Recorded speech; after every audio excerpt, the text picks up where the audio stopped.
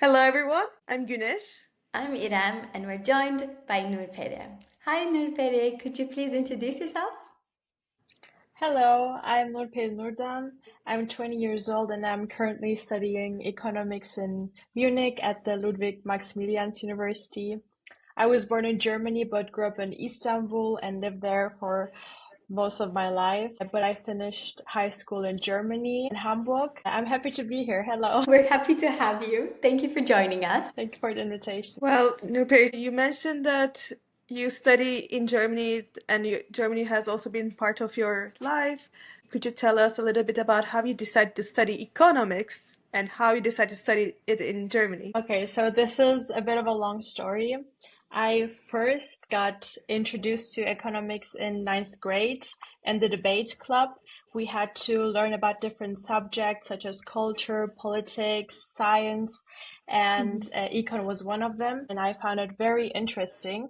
At that time, living in Turkey, I lived with the inflation and this started reading about economics at an early age because I was trying to understand what was happening in our daily life. Why was everything costing way much more than a few months ago? I think all these led to me wanting to study economics, but I didn't actually start with economics. I firstly started studying central banking at the German central bank. They have a dual study program where you basically study 6 months and 6 weeks you got to work in one of the branches of the central bank. And it was an amazing program, but even there, I felt like I wanted to go more into research. I wanted to study more academically and truly understand these economical concepts that are directly affecting our everyday lives and the policy making. So I changed my major and switched my school to Munich. I think it's great that you've started something and then you've decided, actually, this is not what I want to do, and then you switched. So, how are you finding studying economics in Munich so far? I'm enjoying it a lot. And at first, I found it very difficult because we had to take one statistics course. And I think I've never studied for an exam this much in my whole life. But it was worth it. Thankfully, I passed that course.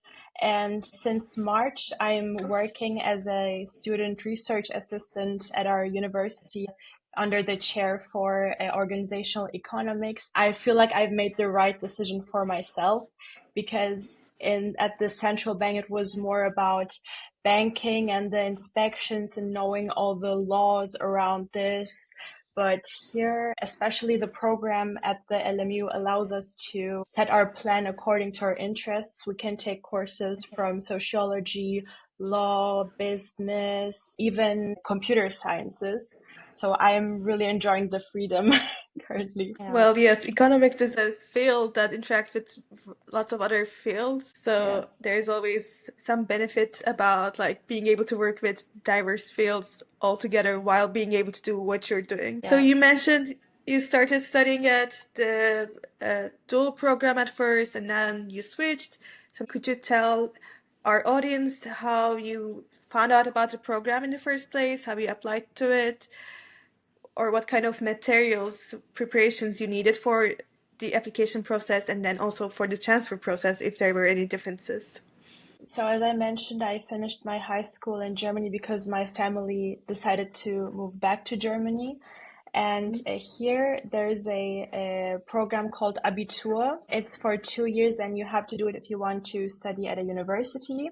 In these 2 years, you get to choose your main subjects, usually 3 to 4 subjects. And at the end of these 2 years, there are written and oral exams for this. It is similar to the IB program for those who are familiar with that. Afterwards, there's a central website for all the German universities from the state, not the private universities. And there you get to prioritize the university and the major you want to take. But for the central bank program, there was a seminar at our school where different companies, firms introduced themselves to the students and what kind of opportunities they offer to us. There I first heard of this dual study program of the central bank. I mean, it was honestly great because the university was in Hachenburg. It's a small town, and it's a castle. The castle was our school basically, and the dormitories were also in the castle or around it. It was walking distance, and while you were studying, you get paid. That's what makes these dual study programs very lucrative for young kids who want to be financially independent and um, gain these working experiences from a very young age, like with 18, 19, you get to do your first internship at them. I did my internship in Berlin at the regional branch of the central bank, and there it was about a lot of the logistics of cash, how the cash cycle works, and the role of the central bank in the cycle. I got to see that up close, and the management in that branch. And afterwards, I decided that it wasn't maybe the right career path for me because it is a corporate path. Because if you later in life do not want to stay at the central bank, your other options are financial institutions or banks. But I wanted to explore the social sciences side of economics. Yeah, actually, that was something I was going to ask, because the first program that you chose is pretty much what everyone thinks when we say economics, right? Banking, Yes. money, finances. And then now you're pursuing economics that is maybe a bit more broad. Do you see a difference in the approach? Definitely. I also learned about different subjects under the economics, such as behavioral economics or experimental economics. And our university has a behavioral economics lab, and I attended a few experiments there actually. And it's so interesting to see that the light that it shines in economics is a lot different than what people may assume, because it's not just about numbers or mathematics, it's about human behavior and our decision making, basically. Yeah. I mean, that sounds very cool. I mean, admittedly, I am a big campus fan. I also studied in a campus university, which was very convenient, to just go to class right by your dorm. But I think, admittedly, I studied economics from a behavioral side a bit more as well, and I quite enjoyed looking at human decision making rather than just monetary commitments. So I'm happy to hear that you're also liking that part of it. Yes. So in our podcast, I'm the gender lens person that keeps bringing this topic up, probably. But I want to know, do you see any gender imbalance in your classes? How is the gender situation in your cohort? I mean, I would say it's 60 to 40, 60% male students and 40% female students. It didn't surprise me actually, but I find it a bit sad. The students who mostly attend the lectures actively, who get into conversations with the professors, are male students, as far as and this is what I've been observing this far. During the exam period, while we were studying for the exams, I really felt like the male students thought that they knew more, and they always spoke more than the female students with whom I was studying with, but doesn't mean that they were better at it. They have a bigger interest in finance, or they felt like they know more about these kinds of topics. Yeah, the maybe confidence, right? The confidence that comes from, Yes. I'm a male, I know this topic, I'm expected to know this. Yeah.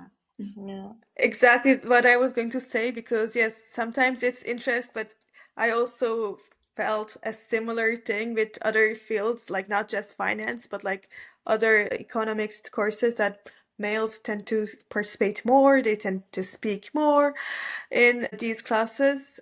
But that's probably mostly because of the overconfidence and maybe the lack of confidence in women. Maybe this could also be influenced by the gender balance within the faculty, because sometimes there are more balanced faculties that you can work with, you can improve your relations with. How is the situation in Munich about the faculty gender balance? Is it balanced Mm, at all? I, I mean, I don't know the exact ratio from female to male faculty members, but in my first semester, I had four main courses, and all four of them were taught by men professors. Even we had a topic about gender economics. It was being taught by a male professor. Even though they try to show both sides of these, like the female and male sides of this, they have a male perspective inherently because they are male. So Yeah. this far, there is not a balance, I would say, between female and male members. Yeah. I think this is a very common occurrence as well, right? Like the higher we go in the faculties, especially in economics field, we all see the numbers also don't match.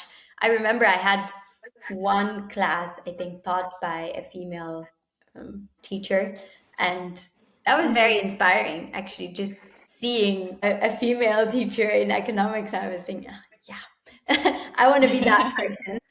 I think also economics comes with a lot of biases, right? One bias was obviously economics is just money that we just talked about. But do you think there are other biases that you've witnessed when you say, I study economics, that you would like to correct people on? Definitely. Even before I started studying economics, just by saying I want to study economics, I heard this phrase a lot when I said this, and it's yeah, economics is just old theories that don't really apply to real life. It's all just too theorized and they don't even work. So it's useless to study economics. I heard this so many times you wouldn't believe me. And firstly, all sciences base their theories on these models. These models that we're talking about in economics are ideal case models, and we're not saying that this is real life. Then we apply the real life onto these models and they help us to understand what's going on. So I really would like to correct this one. Yeah, I think I saw all of us nodding, right? Like when we say there's a model, it doesn't mean we assume the model works every time. Like we adapt the model, do we do predictions on different outcomes and different possibilities, right? I've never met an economist that's like 100% sure this is going to be the outcome of something in a It's real also life. never the case that maybe we look at one problem and there will be all of the economists agreeing on how to solve it or how it's modeled. There will always be different opinions, and I think that's also triggering some of the misconceptions as well.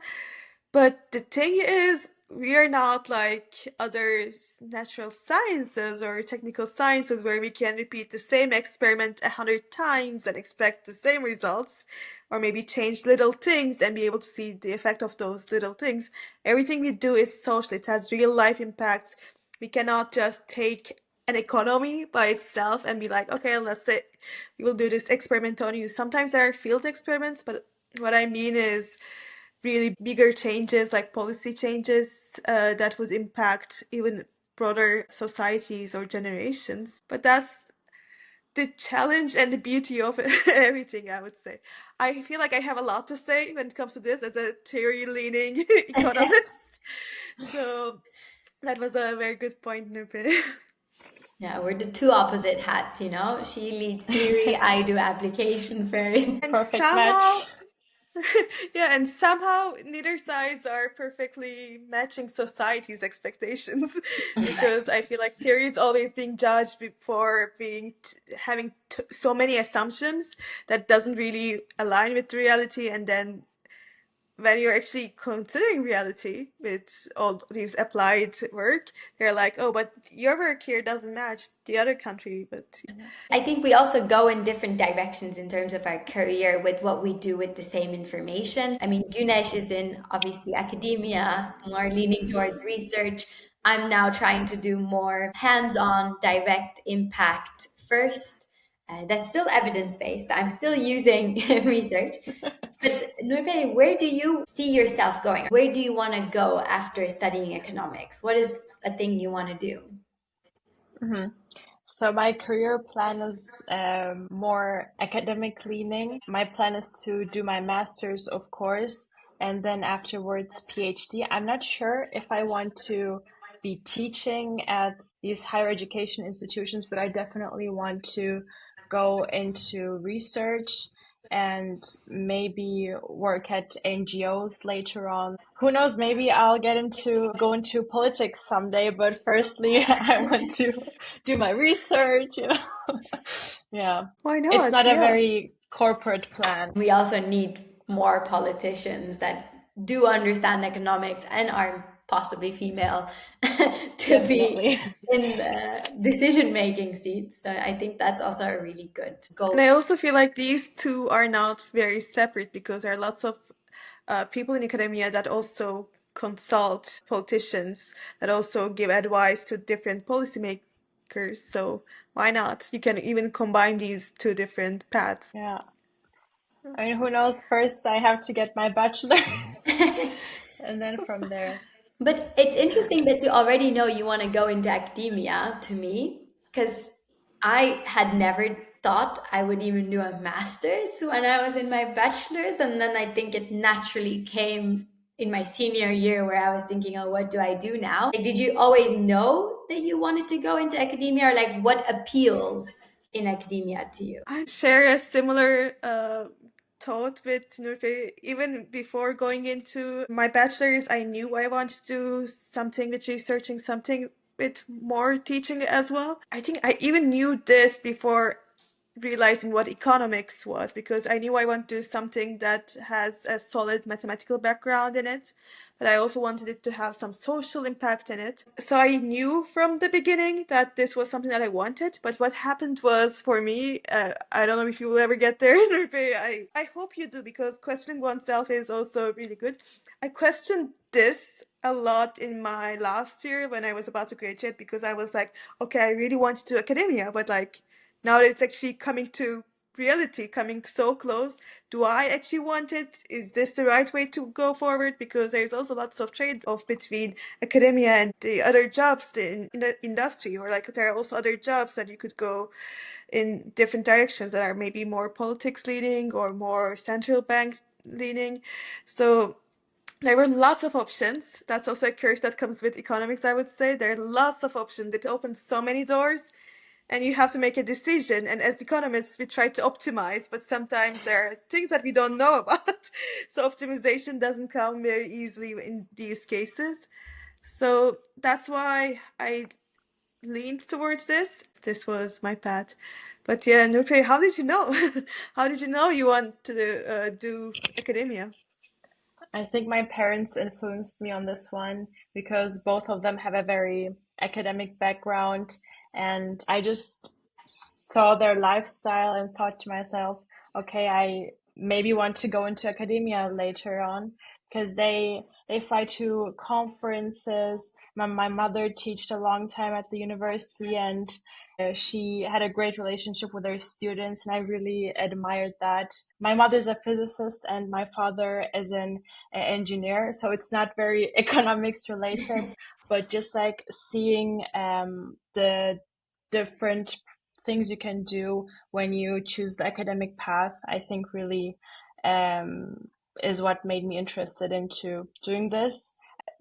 Wasn't a point where I said, okay, I'm 100% sure that I want to pursue this, but right now I can say I want to pursue this first, and later on you can always switch your career lanes. So, Yeah, no, I think that's a really good mindset as well, right? You try out something you want to, and then you see how it feels, and then you decide. You can always switch. Yeah. That's the beauty of an economics degree. I think you're flexible a little bit.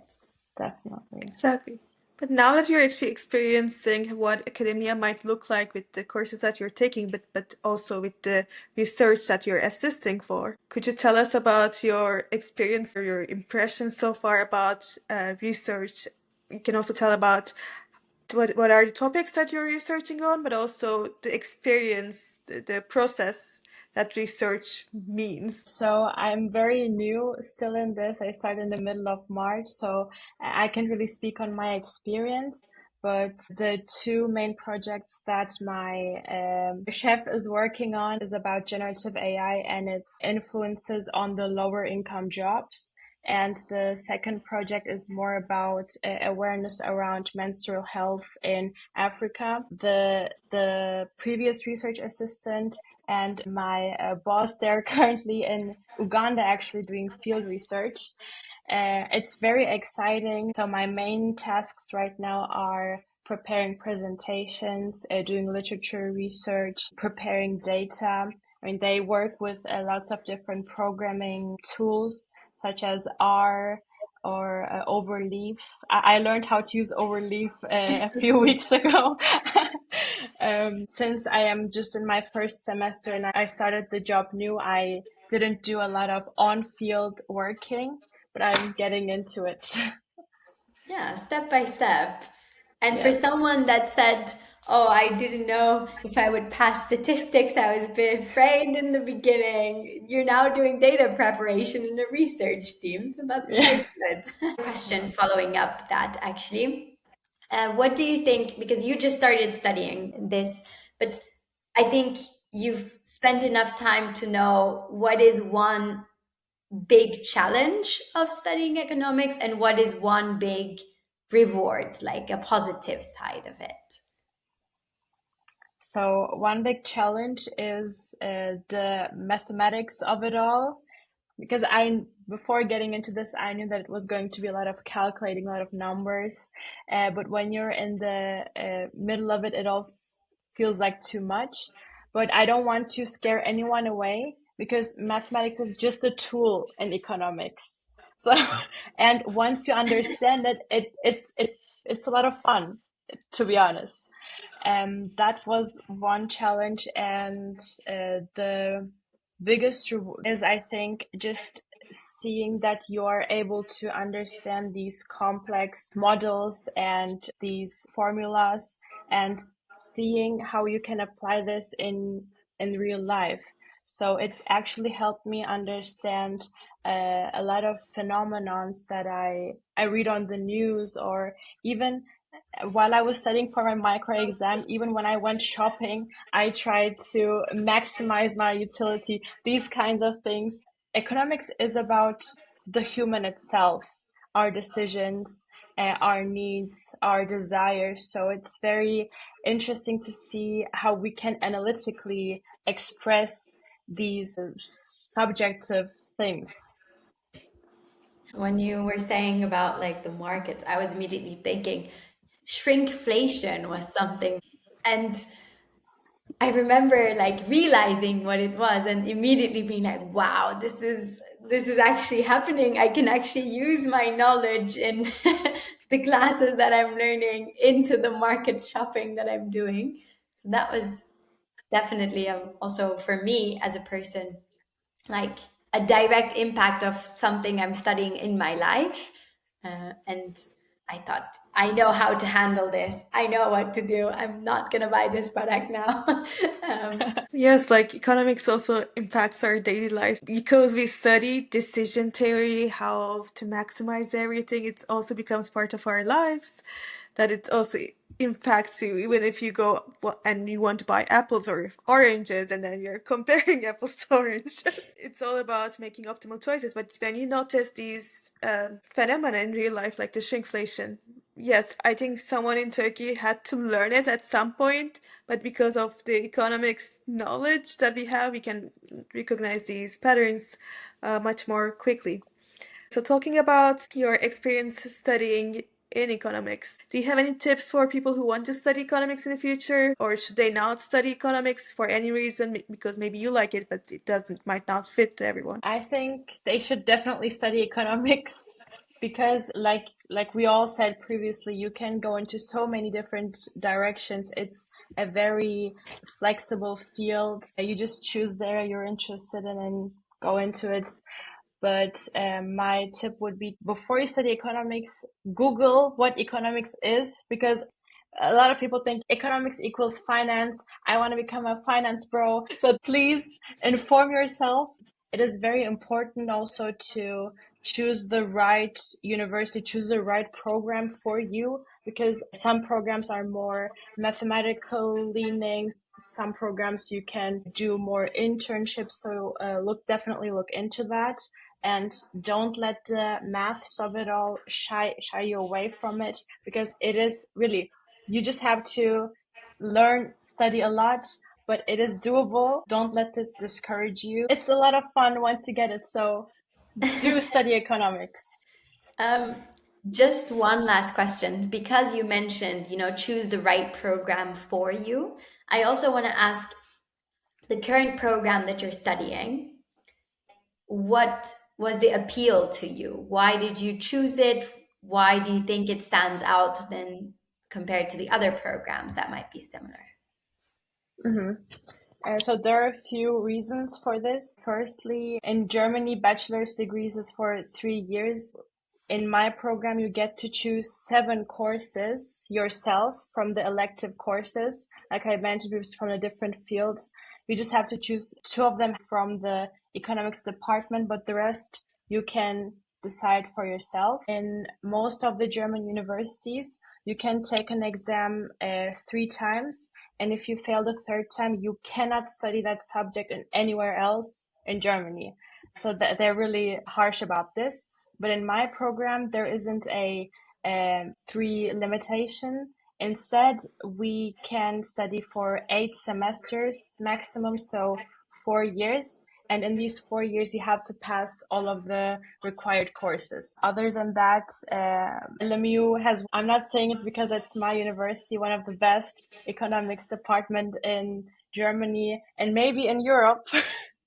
And also the city was an important factor for me. I wanted to study in a big city. I understand that the main factors to choose the right program for you included the course program, the city, the campus environment, and what else would you say? Also, the extracurriculars are very important for me. I started doing them in high school, and I can't imagine a life without them. Our university has a lot of cultural clubs, but I'm currently in the student council for my faculty, and we get to organize events for students from students, and we are in close contact with our faculty, with our professors. This way, actually, our curriculum has changed in 2025 after collecting feedback from the students. So I feel like our professors really care about how we like the curriculum, how we like the lessons, and the feedback isn't just filling out a form. Instead, we get to decide how we want to study this program. It almost sounds like an advertisement for LMU, but yeah, I think the moral of the story is that no, this is really good, because people should research about not just like what they want to study, where they want to study, but they should consider how it would affect their life in a more holistic perspective. 4 years, 3 years, that's not a short time. So we're very happy that you had a positive experience at LMU with positive experience with economics. And thank you for sharing your experience and journey so far with us. We're looking forward to hearing even more about the future updates you will have. And thank you so much for joining us, Nurperi. Thank you for having me. Yeah, and thank you for your lovely tip on also not to scare away from math, because I think that is a big thing for me. Yeah. And hopefully our audience keeps that in mind and researches the university that they would go to before they commit. And if they make a mistake, if it doesn't feel right, they can always pivot like you've shown with your example. So thank you, everyone, and we'll see you in another episode. Bye. Bye. Bye.